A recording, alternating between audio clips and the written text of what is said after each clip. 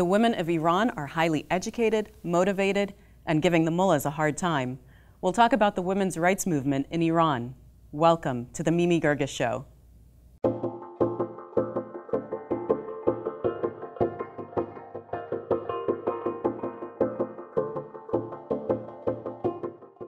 The public face of Iran, at least to us, is the extremist cleric advocating death to America.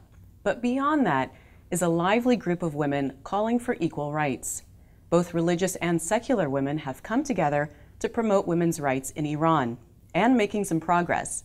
Nina Ansary was born in Iran. Her family moved to the US when Khomeini came to power in 1979. She's a historian and has written about the women's movement in Iran, mostly to clear up a lot of misconceptions and to profile some of the brave women who put their lives at risk to make things better. The book is called Jewels of Allah. Nina, welcome to the program. Hi, Mimi. Thank you for having me. What's the state of women right now in Iran?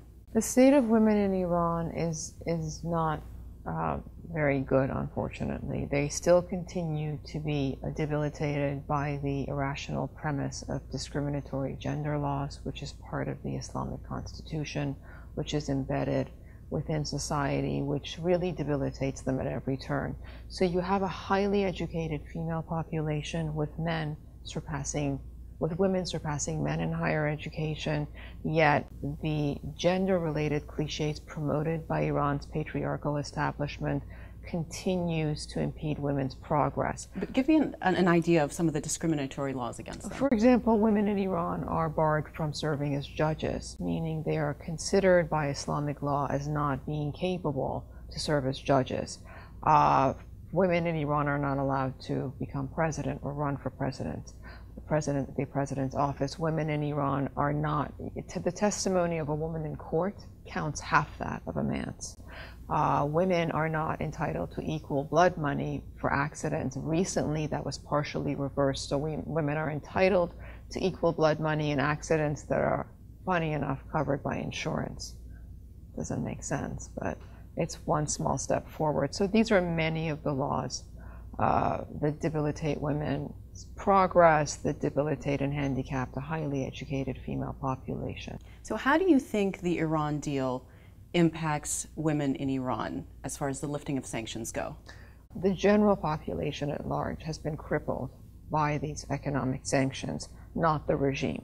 So I want to highlight that to begin with. So behind this regime is the real Iran, the people of Iran who are paying I guess the idea of the sanctions was you squeeze the people, and then they in turn squeeze their government to change. The whole modus operandi with regards to the sanction is that it brings about despair, and it brings about the middle class, which have typically been at the forefront of bringing about democratic change in Iran, push them to a point where they rise up against the regime.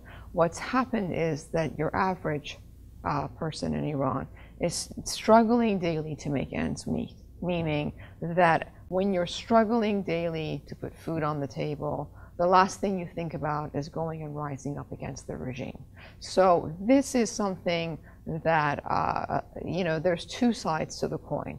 Of course, this nuclear deal does not address human rights issues in Iran, women's rights issues, but I think once you open one door, it'll enable hopefully another door to open, and another door, and another door, meaning the effects of the economic downturn, isolation, all those have crippled a nation. And so what happens is you have a closed society, you have a generation that is open to the West, that wants to become part of the world, that is... Do you think the population, though, is really open to the West? Yes, they are. They're not chanting death to America in their kitchens? That's actually mainstream propaganda again, which I'm very much for this deal, because I know for a fact that the Iranian population, the general population at large, is very open and very embracing of the West. I mean, if you saw Anthony Bourdain did a culinary tour of Iran, and he was so impressed with the warmth and hospitality he received by the beautiful people of Iran, who are so not reflective of this regime, that actually the caption for his culinary tour was about the people and not about the cuisine and about their Even though I have to warmth. say the cuisine is awesome. Thank you. It is awesome. So, Nina, during the Shah's time, women were free.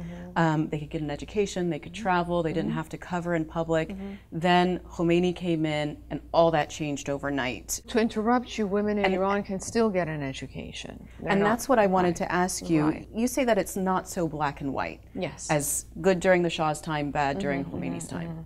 Well, what is important, Mimi, is that, when the Shah and his father came to power, when the Shah's father came to power in the 1920s, Iran, this was after centuries of church and state, so to speak, being intertwined. That marriage was momentarily interrupted by the Pahlavi monarchy, who in so many ways were very progressive, visionary, particularly where their agenda for women was concerned.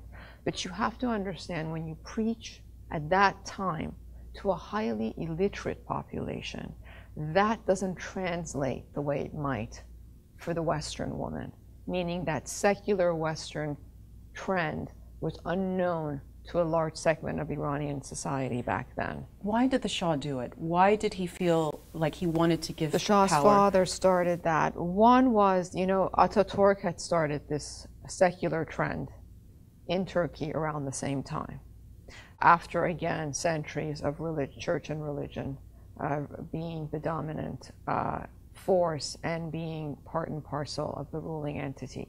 Also, he felt, and rightfully so, that the clergy were holding Iran back. He felt that this religious ideology was impacting and hindering progress in Iran. So, which you think is true? It is true, but a lot of historians have labeled this era as too much too soon, meaning you need to take into account the cultural context and the people that you're preaching to at that time. Today, ironically, that very population is highly educated, more worldlier. You also have the impact of social media and the borderless nature of social media, which is fed into this. You have 35 years of a restrictive, oppressive climate that has also bolstered a counter, so to speak, movement against the religious ideology. So, things aren't so black and white, meaning the way it translated during the 1920s was not appealing to the traditional conservative Iranian family. Let's talk about the hijab in particular. Why was it outlawed in 1935? It was outlawed in 1935 because it was Reza Shah, the Shah's father, viewed it as one way to bring women out of seclusion, meaning he felt that the Westerners looked at Iran in a way that was not very forward-thinking, and he believed that the veil was an emblem of backwardness. That being said, many people think that he was not a devout man. In fact, he was a devout man, but he believed in separating clergy from day-to-day affairs of the state. In fact, his daughter says that, this was one of the hardest things he had to do, which was to ban the veil. That being said, his son came and reversed that ban when he took over in 1941, and he made the veil a veil choice. But the imprint of this was already there, meaning in the minds of many traditional conservative Iranians, which back then were the dominant majority, they found this unveiling to be offensive in many ways. You have to realize that this piece of garment, for many women, traditional women, choose themselves to wear this piece of clothing.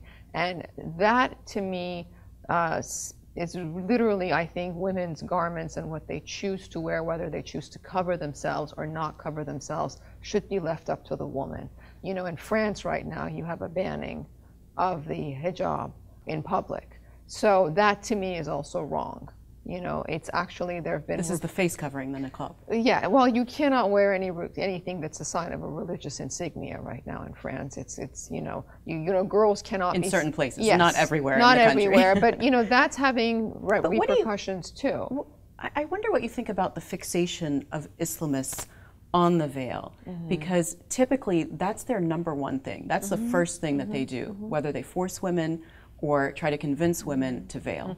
This whole veiling concept is, something that dates back to centuries ago. Meaning, the Prophet Muhammad had, women's activists and progressive-minded theologians in Iran are reinterpreting passages in the Quran used by hardliners to justify the denigration of women and also their inferior status, and reinterpreting it to show that these verses are actually vague, that they're not etched for all eternity, that Islam is able to evolve and adapt. One of this thing is the veil. The notion of the veil was the Prophet Muhammad said that the veil was reserved for his wife. This was a long time ago. It did not translate into the veil is for all women, but everyone thinks if his wife was the symbol of the traditional woman, then all women should follow suit. Let me ask you about the reinterpretation of the religion, because that's really key to a lot of the feminist movement in Iran, is to say these scripture or verses that you quote no longer apply. Is that possible? Yes, it is possible. I mean, I am not a religious studies major, I'm a historian, but I'll give you an example. The verses are very vague and open to interpretation. You're talking about the Quran yes, or the Quran, the Hadith? The Quran. For example, one of the areas where women were able to make small strides, and these are devout, highly educated women, okay, who want to maintain their religiosity, but at the same time find liberation from within the text. That's a very important premise. If you're a secular woman, this doesn't mean much to you because you don't subscribe to the Quran. But if you're a religious woman and want to maintain your religiosity, this is an ideological leap of faith in many ways. So what you take is you take a verse that says that the Prophet Muhammad says you're allowed to have up to 4 wives, but only if you're able to treat them all in an equal manner. Okay? These women have shown that it's virtually impossible for any man, human, to treat all 4 women in an equal, completely equal manner. So they're trying to do away with polygamy? They're trying to yes, they're trying to deconstruct. So for example, in 2008, they pushed for, you know, a man can only take more than 1 wife with the consent of the first wife, meaning he can't just go and marry 4 women when he wants. He has to have the consent of his first wife. These are small steps, you know. They may still not be profoundly instrumental, but in Iran, it's 1 step at a time. For example, I told you women cannot serve as judges, right? Through their activism over the years, they have partially reversed that, whereby women can now serve as in what's called investigative judges. So it's really to get to the end goal. It's not from 1 to 100, it's from 1 from 50 and then so on. You know, on that subject, there's an Iranian male Islamic reformer that you talk about named Soroush, and he says that the Quran is a human phenomenon and can just be reinterpreted by people. Many Muslims believe that that is blasphemy, just to say that, and that he's deserving of death. Yes. Abdul Karim Soroush is a leading proponent of Iran's pro-democracy movement. His sermons are progressive. He is not a cleric, by the way. That's an important distinction to make. He is not a cleric, but his sermons were so popular among women and youth in Iran that they were continuously disbanded by the regime. Soroush is considered really the Martin Luther of Islam, and that's very important to highlight, because what Martin Luther did in the 14th century and how he went against the church and said, you know, with his 95 Theses. That is analogous to what Soroush is doing, and Soroush was picked actually in 2005 as one of the 100 most influential people by Time magazine. But he lives in the United States, and which doesn't give me a lot of optimism. Well, no, but you have to realize the people who give a voice to anything that goes on in Iran from the outside has the ability to make an impact, meaning you can only do so much if you're in Iran and it being a closed society, which is why I think the nuclear deal is a good thing, because it opens Iran more to the West. That's a good thing. If you don't have a voice on the outside, if you don't have people advocating for change on the outside, if you don't have people bringing attention to the plight of women's rights activists who were jailed, if you don't have people bringing attention to the plight of Jason Rezaian, who is still waiting his trial, then what happens? You tell me. It's always international pressure has proven to make some kind of a difference. Back in 1978 and 79, when Khomeini was gathering power, there was a lot of both religious and secular women supporting him. That blows my mind. Why would women support somebody like him? I love this question because that's what prompted me to write my thesis on this very subject, because I left when I was 12. And then fast forward 30 years later when I'm researching for my doctoral thesis and I see this exact very point, that as an Iranian woman to me was baffling. You know, the whole book is about that, really. That's where the thread starts. But you have to realize that it goes back again to that rapid Western secular motion that was started by the Pahlavis, visionary and understood at that time by a very minor percentage of the population. So I get the religious Yes, women supporting it. You have Shirin Ebadi, Nobel laureate, one of the first women in Iran, thanks to the Shah and his emancipatory agenda, to become a judge in Iran. She supported Khomeini also, and she wrote a book called Iran Awakening, in which she says that it took me 10 minutes after Khomeini landed in Iran to actually notice that I had participated in my own demise as a woman. Now, Khomeini... She immediately got fired once he took power. Well, of course, you're not allowed to be a judge as a woman. So what Khomeini's rhetoric, if you go back and you look at what I've traced, all his interviews from Paris where he was in exile, because he was in Iraq initially, then it was too close for comfort where the Shah was concerned, so he was sent to Paris.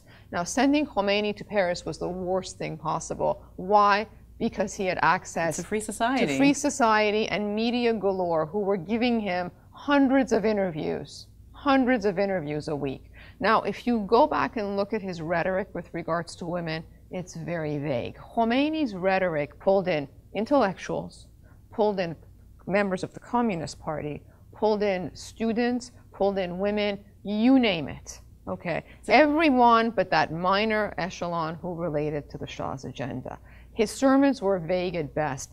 But he would say, all women will be equal. It's actually said, women in the, and I've quoted him, women in the Islamic Republic will be free to decide everything. Okay, now... So he flat out lied about it, though. Yes, but I have to make an important distinction here. He flat out lied. His sermons were really rooted in a return to a cultural authenticity of which Shiite Islam is a true part of. You know, he never enumerated, but if you look at Shiite Islam and what's part and parcel of that includes women's rights, or their lack thereof. The other thing is, Khomeini had written a book 40 years prior to these sermons called A Clarification of Questions. In A Clarification of Questions, he actually enumerates that a woman has no right to food, shelter, clothing, unless he satisfies his man sexually, puts food on the table. He enumerates all that. So I always tell women, if someone is saying something, go back. You have a responsibility at least read his to book. Open that box and look deeper, you know. But you have to realize, for many, he was sort of a charismatic figure at the time. But women realized pretty quickly that they had made a pretty bad mistake. The biggest one was when they realized they had to put the veil on, which many women didn't want to do. Let me ask you, because when the Taliban took over Afghanistan, one major thing for them is no women or girls will be educated. Even though, you know, Khomeini and the Taliban line up ideologically, Khomeini didn't do that. No, Khomeini actually was a big proponent of education, because when he undertook the Cultural Revolution, which was between 1980 and 1983 to Islamicize the nation, one of the items on his agenda was women's education, because as future mothers, they would be vested with the proper knowledge to raise ideologically committed new generation. Do you see that? Meaning, educated in an Islamic atmosphere, within an Islamicized educational infrastructure, and as future mothers wield the power to raise ideologically committed human beings. He called them, in Farsi, insanhay nemune. So you cannot have an uneducated woman in his mind who will not be able to disseminate the message properly. So you have to understand that's where he deviates from, as you say, with the Taliban, because he did see the power of women as mothers. And that's why his aim was to resurrect the antiquated image of the Muslim woman, but who perpetuates that? The mother. because she's the primary caretaker and caregiver in an Islamic society. But according to your research, it backfired. It didn't Islamize the curriculum. You know what? Yeah, I talk about, I call it Khomeini's blunders, and they're fortuitous blunders where women are concerned. So in a way, it's the perfect storm in terms of raising a generation of empowered women. And I touch on this, you know, you look at Iranian society in the aftermath of the revolution and you see a whole generation of women who are born and raised in this oppressive environment, who have no memory of the emancipatory measures of the Shah and his father, and yet you have a fearless generation of women empowered. And part and parcel of that were the question marks that was part of my research, that what has empowered a new generation. One is, that you mentioned, is Khomeini set out to Islamicize Iran. But in Islamicizing Iran, you have to decimate the Western educational infrastructure, which the Shah set up with the help of the US. So he never did that. He kept that intact. He should have reverted back to what I said, the traditional Maktab school system, which is the religious school system, which was the dominant school system prior to the Pahlavis. He merely superficially Islamicized, and it kept the Western educational infrastructure intact. And I look at the early years, which is sociologists refer to as the pre-adolescent, most impressionable years, and even the textbooks used during those years were superficially Islamicized, and I talk about that. The other is the reversion to single-sex schools, particularly during the early years, which studies in the 90s in Western nations show are particularly empowering for young women. Going way back to ancient Persia, this is before the Arab invasion in the 7th century. Were men and women equal? Predominantly, yes. You had, you know, Zoroastrian was the dominant religion. The Avesta, which is the Zoroastrian text, even in their creation section, men and women are accorded equal standing with respect to the creation of the world. You had female commanders, you had female business owners, you had Persian queens who ruled over the vast Persian Empire for short periods of time.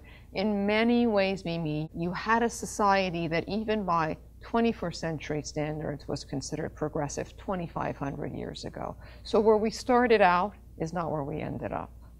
Islam did come into to Iran, and things really started to change. When did things like child marriage, polygamy, veiling, when did all that come into Iran? You know, when the Arabs first invaded Iran and brought Islam, you know, it took a very long time for the Islamic religion to take hold, because it was a vast empire, and you have to realize you didn't have TV, radio, internet, so it's not like you can say, poof, you're Muslim now. So that is something that's important, to note that this took a long time for Islam to take hold. The other thing is, when all this became firmly embedded with regards to the seclusion of women, was the 16th century and the Safavid dynasty that imported Shiite Islam. You have the great, what's referred to as their great Shiite theologian, Muhammad Baqir Majlisi, who wrote a manifesto called Oceans of Light, which is really the Shiite manifesto, which goes on to define the seclusion and veiling of women. And that was part of the narrative where women were concerned until Reza Shah came to power. You know, the last chapter in your book is titled, Can Women in Iran Be Equal? My question is, can women in any place ruled by Sharia law be equal to men? No, not if you go according to Sharia law as defined by hardliners. If you go according to Sharia law that's being, as you said, rightfully so, considered blasphemous by so many, if you reinterpret those passages to show a more progressive Islam, then there is that possibility. But the way Sharia law is embedded right now, there's no hope for women. You know, briefly tell me a little bit about the women in your life, your mother, your grandmothers. What were they like? I had two very different grandmothers. My paternal grandmother was a devout woman. She wore the headscarf, she prayed, and I had my maternal grandmother who was Western educated, very liberal for her time. But I want to make this distinction. They were both very powerful women, particularly my devout grandmother really reigned supreme in her household, meaning that her religious beliefs were for herself. You know, she did not believe in communicating that or enforcing that even on her children. And then I had my Western educated grandmother who swam topless in our pool in Iran in the 1970s. So I grew up with these very two different grandmothers who were both forces to be reckoned with. And back then as a child, I took them both at face value because really that was the face of Iran. You had religious women and secular women coexisting within this modern, newly modernized society. And today, you still have that, but this generation is no longer beholden to the text the way the traditional woman was back then. Will this book be published in Iran? I hope so. I'm so fortunate I have a lot of followers from Iran on Twitter, a lot of young ladies.